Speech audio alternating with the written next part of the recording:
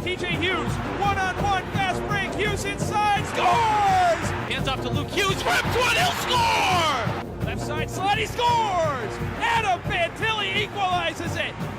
McGordy! It was McGordy! Welcome to episode 3 of Wolverine Hockey Wednesdays. If you're here with us live, you are listening to 88.3 WCBN-FM Ann Arbor. If not, thank you for tuning in wherever you get your podcasts. I am your host for today's proceedings, William Gregory. I'm joined by Luke Beally, Coby Segal, and Charlie Mitchell. Fellas, how are we doing today? Doing well. How are you doing? Fantastic.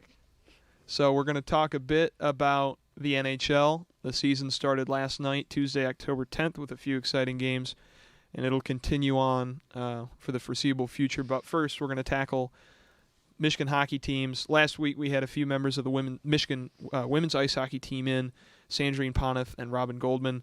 They swept their series up in Sault Ste. Marie, beating Lake Superior State in both games they played. Moving on to the men's team, they beat Simon Fraser 8-1. That happened on September 30th, but we didn't talk about it on this show yet. And they split the weekend set against 18th-ranked Providence, losing the first game 2-4, winning the second game 5-4, with Providence having their furious comeback attempt thwarted. I think they were down 5-2 in the third period and scored 2 in the third. Gavin Brindley has a goal in the first game, goal in the second. Frank Nazar has 2 goals in the second game. So if you guys saw the Wolverines hockey team this past weekend, what do you think about them? I didn't get to watch any of that game, but I know Providence has a pretty solid squad. Michigan's got a lot of newcomers, transfers, freshmen coming in, so I'm not really worried about the team. Give the first couple games to gel together, and this is a team that'll be fine. Yeah, I did the game on Sunday. They won 5-4, but at one point they were up 5-2, and they almost blew it. So it was a little rough at the end, but overall they played very well. What do you guys think about the goalie situation? 8 goals through 2 games, that's tough. I mean, a lot of people talked about Portillo leaving. You bring in some transfers, some freshmen.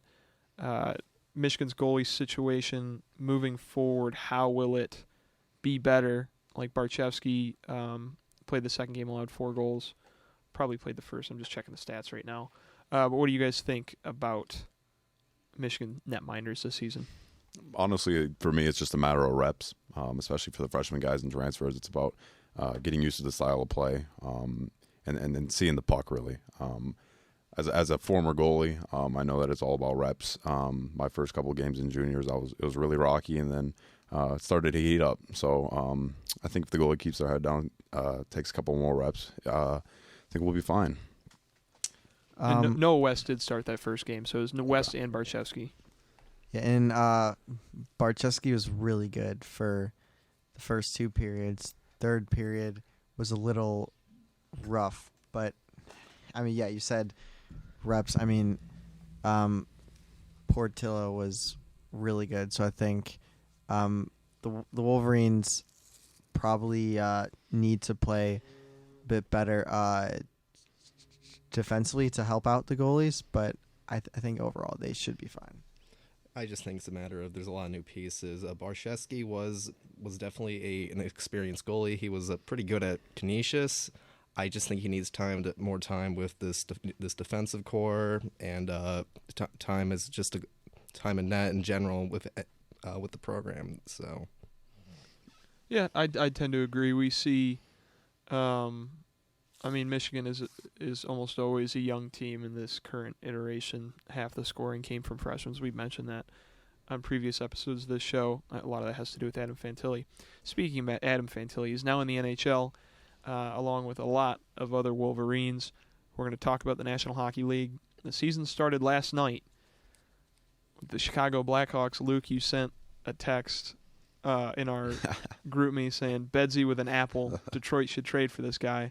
I tend to agree. I think I like your logic. I think Detroit really should be looking into Connor Bedard. Oh, absolutely. I mean, if they can make that deal, that'd be fantastic. I thought Bedard was by far one of the best players on the Blackhawks last night. I was not impressed by the Blackhawk team. They are not very good. You wouldn't expect the first overall pick team to be good. Yeah, exactly. But I thought Bedard looked fantastic for game 1. No nerves. This guy was very poised. Obviously lost a lot of draws to Crosby, but that's a veteran playing and an 18-year-old kid. But I was impressed by him last night. Yeah, as a Blackhawks fan, I certainly was very impressed. Unfortunately, didn't score, but still got an Had a assist. couple opportunities. A really nice. I mean, Yeah. He looked pretty happy with that puck that said first NHL point on it. Yes, I mean, he is definitely the best offensive player on this team. I mean, the Hawks were last year. I think they were last in scoring. Do not have a lot of offensive pieces, but I mean, 5 shots on goal, 21 minutes on ice. First game. That's pretty fantastic. good. Yeah, he had like 11 shots total. So I mean, but yeah, the Hawks definitely look more competent than last year. That's not a high bar. Very much not a high bar. I mean, you think about the NHL scheduling committee. Preds Lightning, not as much of a big draw to me. I mean, the Lightning are a marquee franchise right now, but the Preds have taken a step back. But Blackhawks Penguins having like the kid versus the new kid is what all the headlines said. Bedard versus Crosby, the future of the NHL versus the past, and then the nightcap Kraken versus Golden Knights rematch of the Western Conference Finals. But I want to talk about that Lightning game a little bit. Not having Vasilevsky allowing 3 goals to the Preds, kind of a high-scoring affair. What do you guys think about that game? That's what I also wanted to talk about a little bit, too. The Lightning look like a vastly different team without Vasilevsky. This is what I think is one of the best goaltenders in NHL history. Vasilevsky can play, and that's straight up. But that's no slack on the Predators. The Predators are a sleeper team, I think. Pretty decent on offense. And Lightning lost a couple of guys this year. But I think once they get Vasilevsky back in the lineup, this is going to be a team in the Atlantic that you're absolutely going to have to look out for again. Yeah. The Lightning, I mean, Point had 3 assists. Kucherov had 2 goals. So, like, I mean, their studs are still their studs. But, like, obviously not having Vasilevsky is pretty important. Their 2 goalies they have on the roster have, I think, one of them hasn't played a game in the NHL yet, and another one has, like, I think the most starts he's had in a season is like 6 or 7. Yep. So I mean, they really need those 2 goalies to play like competent. I think they probably should have maybe gotten a more experienced goalie to kind of carry them, or at least know what they're gonna get, because we don't really know what we're gonna get from those 2 guys. And UC Saros on the other side is no slouch himself. That kid can play, and for the Lightning to put up 5 goals, that's the Lightning and work for you right there. You know, a veteran goalie could work for the Lightning, guy like Peter Mrazek, but guess what? He's in a Chicago Blackhawks uniform. go. He looked really good last night. He did look good. Well, he always like looks good in spurts, and then it's like, oh, it's Peter Mrazek. Yep. Anything about the Kraken and the Golden Knights? Matty Beniers, no points in that game, former Wolverine. Rematch of the Western Conference Finals. That was kind of an exciting matchup, being the 2 newest NHL franchises. I didn't get to watch any of that game because I think it started like 11:30 last night. It's a late game. Right. Yeah, the Kings didn't skip the Knights. I mean, they didn't skip a beat from where they were in their last playoff run. I believe it. But So tonight, we'll see if you're listening to this. The majority of the games are actually after 7 o'clock, but it's a lot of teams it's a lot of games in which there's one like bona fide cup contender, and then there's one team that either is going to miss the playoffs or will sneak into the playoffs. 2 original 6 matchups: Canadians and Maple Leafs, and Blackhawks Bruins. Blackhawks coming on a back-to-back. And then you get the Sens and the Canes, Oilers Canucks, Jets Flames, Avalanche Kings, and you can pick and choose which teams you think are the contenders. I mean, that's fairly obvious. But what do you guys think about tonight's games, what they will reveal to us? Because it seems, I mean, in any sport, in any season, the beginning of the year, you understand what teams are here still.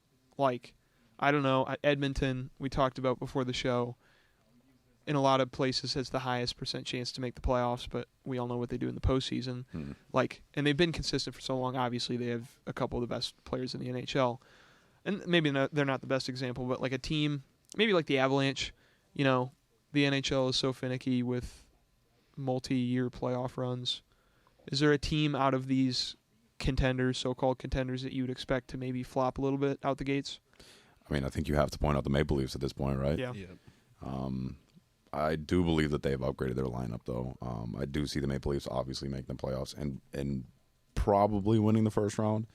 I like the Bruins, too. I think they'll win a series after the devastating events of last year. I think the Canes can make a run. Oilers, hopefully. I got a lot of faith in the Oilers. Draisaitl and McDavid are two fantastic players that should be able to take that franchise a long way. But, yeah, a couple good games tonight. And I think the better teams are going to win tonight for sure.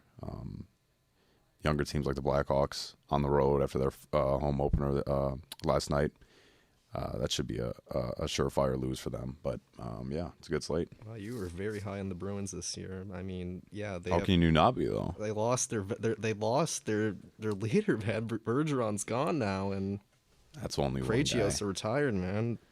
There's still a lot of production they lost from last year. Yeah, I mean, I think. Go ahead. Oh, wait. No, go ahead. Well, I mean, I think the Bruins, obviously, they're not gonna be as good as they were last year. No Bertuzzi, no Bergeron. Ullmark certainly won't be as good as he was last year, but I mean, they still have a really good roster. They still have their top 6 defensemen are still really good. So, I mean, I still expect them to be really good. Probably one of the top 3 teams in the league, in my opinion. I still think they're great. I agree.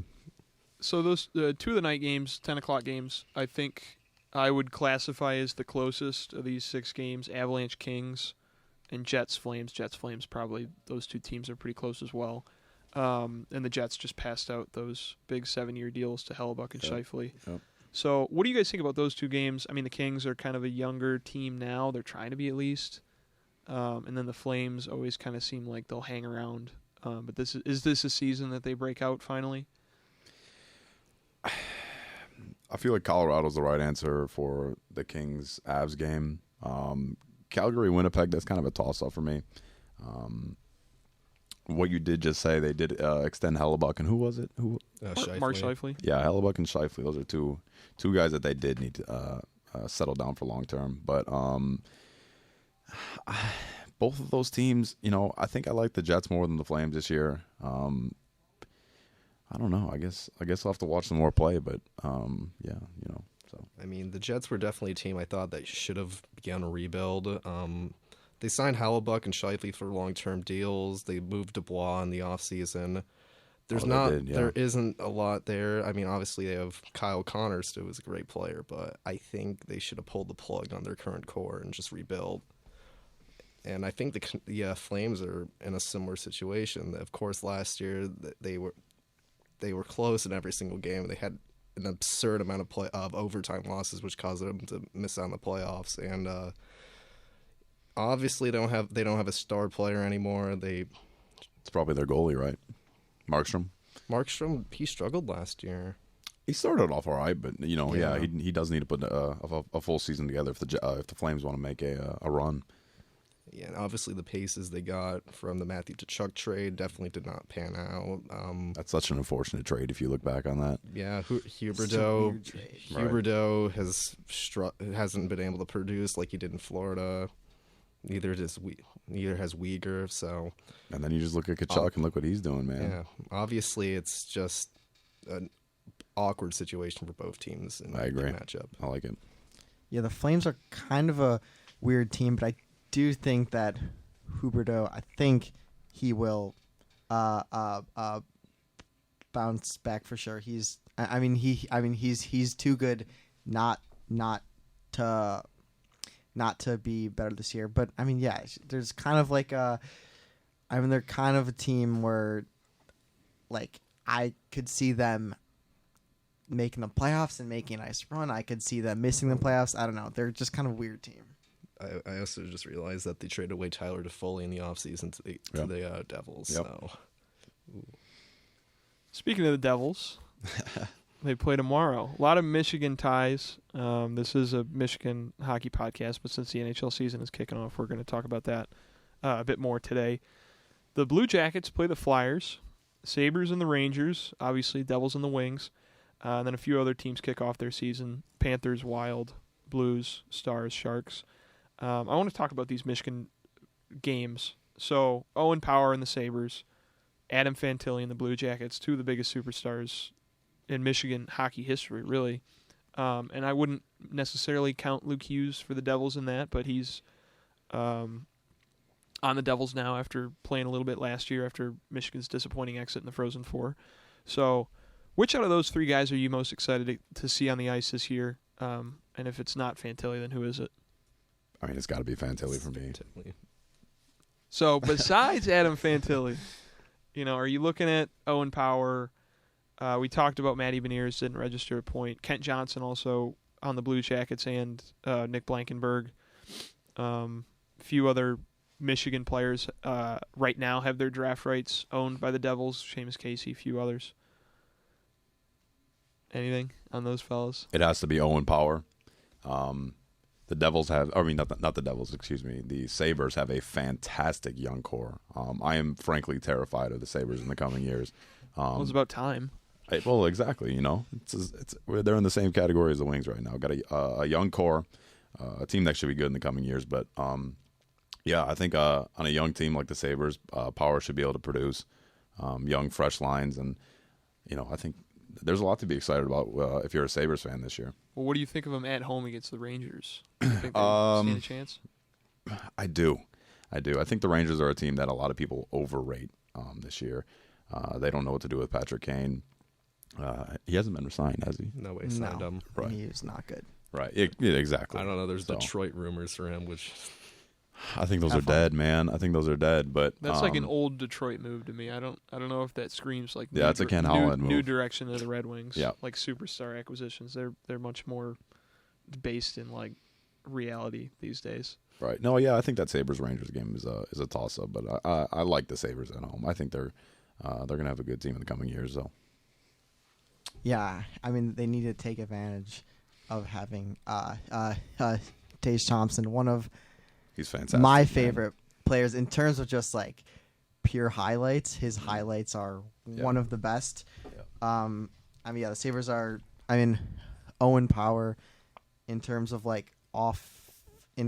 offensive producing defenseman, I think he's going to be really good at that. He is good at that. So, the Sabres are definitely a very fun team. Rasmus Dahlin and the other major defenseman for the Sabres just got paid massively, 8 by 11. So he's definitely still a young player, and they have so many young players like Jack Quinn. Is Peyton Krebs still there? Yeah, Krebs is still there. Yeah, they got a good team, man. Dylan Cousins. There's a lot of good pieces around there. Yep. It's just a matter if they can finally break out and make the playoffs, because they were quite close last year. So they're an exciting team. Maybe they'll end their decade-long playoff drought. So it's good. And Devin Levi. I think he. No, Devin Levi's that guy. He can play, man. Yeah. You got to look out for him. So, sorry, Coyotes and Capitals, you have to play on Friday, and you are in for a rough ride, I would say. So let's get into our full season predictions. I know there's one game or one day of the season already done, but how much does that really change what we're thinking about who's going to win the Stanley Cup, who's going to make the playoffs? We're going off the Athletics hockey projections. They're usually pretty accurate. You guys all have access to this document I'm looking at in our show notes. So we see kind of a chalky season, I'd say, in terms of the division leaders. Leafs, Canes, Stars, Oilers all have the best chance to win their divisions. Teams like the Golden Knights, Avalanche, Rangers, Bruins, not too far behind them. I feel like this is just not. I think we've been seeing in a lot of sports like college football and the NBA that the top of the league has kind of been shook around a little bit recently, but it seems like hockey has been set for the past 2 or 3 years. Yeah, because of the hard cap, I think it's very hard to keep teams together. So naturally, there will be a lot more parity. But that is what makes it very fun. Like, there's not like obviously last year the Bruins and like the Avalanche for years have been like super dominant, but like, well, the middle of the league, there's a lot of movement that can happen. Like Detroit's a team that's got an 8% chance for the playoffs, but I think It needs to go up. I mean, I'm a Detroit Red Wings fan, so I'm going to say that they got at least a coin flip chance to do the playoffs. The Atlantic's brutal this year. I'm sorry. Mm-hmm. That's the truth. It is tough. But I think our top teams are going to be the top teams. Cup odds mean nothing to me. If you make the playoffs, you have as an equal amount of chance. Panthers make the finals. Exactly. I mean, if you make the playoffs, you're going to have an equal amount of chances. The number 1 seed is the number 8 seed, you know. But teams like the Knights, Avs, Hurricanes, those are going to be our top teams in the league. And hopefully we'll see Detroit sneak into the playoffs this year. But surely inspire confidence. I mean, you got, I'm looking at it, 6 teams with around 10% odds to win the Cup. So that's what if not a fifth of the league anymore. I don't know what 6 of 32 is percentage-wise, but like a decent amount of teams that have a decent shot to win the Cup. So it might not be that there are a few standout teams that are world. I mean, it's hockey. Right. It's a best of 7 series isn't enough to determine who the best team actually is in that series. But even in comparison to a sport like baseball, the Dodgers, I think, had a 24% chance to win the World Series for a big chunk of the year. Well, 2-0 now. Yeah, they're about to lose to the Diamondbacks. Right. And the Phillies are up big on the Braves right now, is what I'm hearing. That's what I'm going to do tonight because the Wings aren't on. But anything you guys have in terms of surprises of the season potentially in the NHL, teams that you kind of have as your personal, besides your favorite team, the team that you're going to watch this year?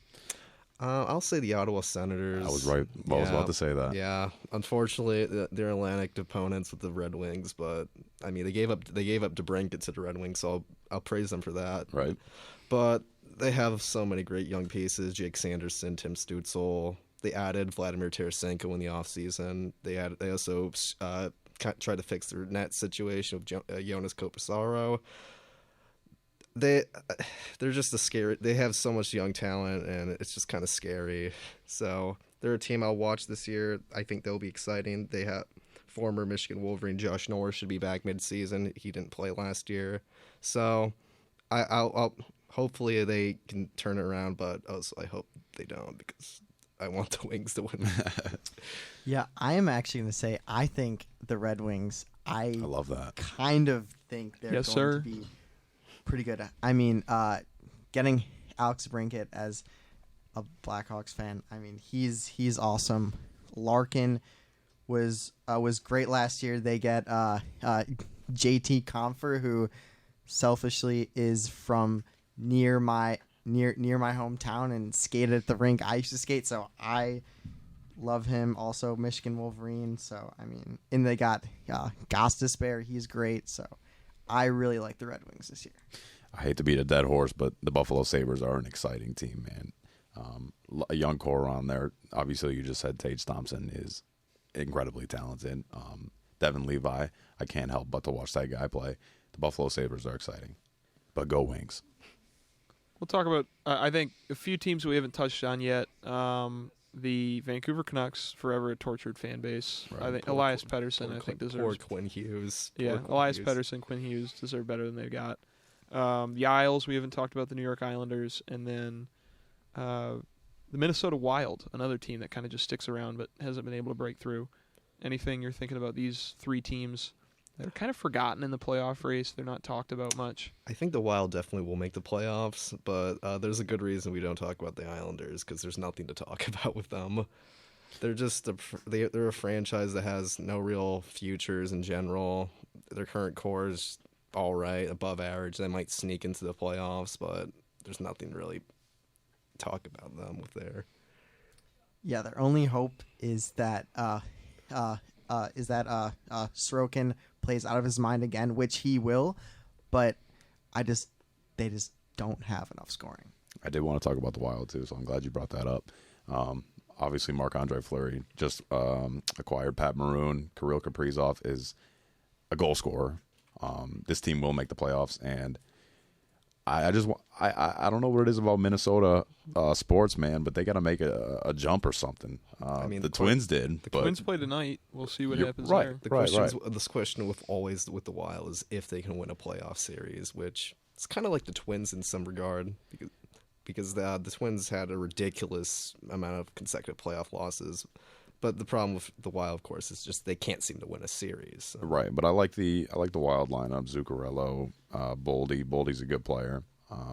Hartman, Kaprizov. They got scoring on that team, and they should be able to win a series this year. I think so. So Google is not letting me see if UMass won their 2 games. I don't know if you guys have any idea. That's where the Michigan men's ice hockey team is headed next to Amherst, Massachusetts. Last season, the Minutemen were kind of a middle-of-the-pack Hockey East team. What do you want to see from Michigan in this game, having given up 8 goals in the previous 2 games against Providence this weekend in Massachusetts? Well, I mean, you just touched on it right there. I do want to see Michigan play a defensive game. We know offense is there. We can score.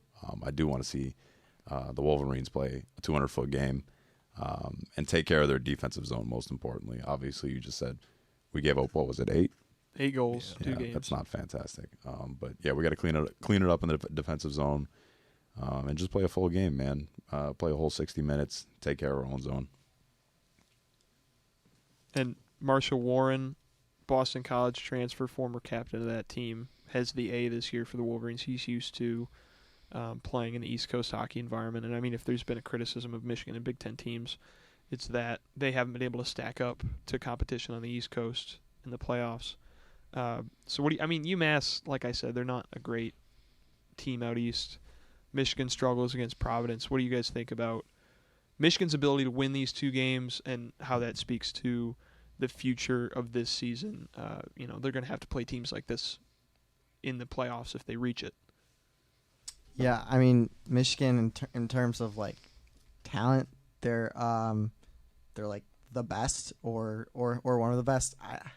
I think it might just like take time. Like if they play how they did against Providence, I don't know if they're gonna win. Against UMass, they're pretty big favorites in terms of like I think they're minus 195 to win at UMass. So I mean, like they should win, but will they? I don't know. We've got about 2 minutes left. Any other parting thoughts about the NHL season, the Michigan hockey season, as we get ready to wrap this show up? I want to see the Wings score goals this year. And who does that come from? Alex DeBrincat, the first line. Alex DeBrincat, Dylan Larkin, and Lucas Raymond. I need to see goals out of the first line. Daniel Sprong, he's good. He's potted a couple in preseason. He can play. I like that acquisition, but I need to see goals out of the first line, and I need to see Larkin have a year, especially with DeBrincat and Raymond at the wing. Do you think Larkin earns that contract? I mean, I saw a couple people say that it wasn't really deserved. What do you think? I'm not crazy high on Larkin, but I do think that he needs help. I think DeBrincat and Raymond on either side of him is going to help. So this year is going to tell me if Larkin deserved that contract. He's a leader. He has the C on his jersey for a reason, but I need to see the production out of him this year with the talent around him. For the Red Wings in general this year, I don't think this is like a make or break year based off on the rebuild. But there certainly needs to be some encouraging improvement within this season, or we might start to question the Yzer plan in general. Yeah. Well, yeah, is it replicable from Tampa to Detroit? And I mean, a question I have is that contract that Larkin got, does that have kind of a C premium on it? Right. A lot of fans were clamoring for it because he's one of the longest tenured wings in a time where there hasn't been enough to be excited about in Detroit sports. But anyways, thank you guys for joining us. Coby Segal, Charlie Mitchell, Luke Beally. Episode 3 of Wolverine Hockey Wednesdays is in the books. We'll be back next Wednesday for a all-time Michigan hockey draft talk about the games at Amherst. Coby Segal will be back for that. I've been William Gregory. Thanks for listening in, and go Blue. Go Blue. Good blow.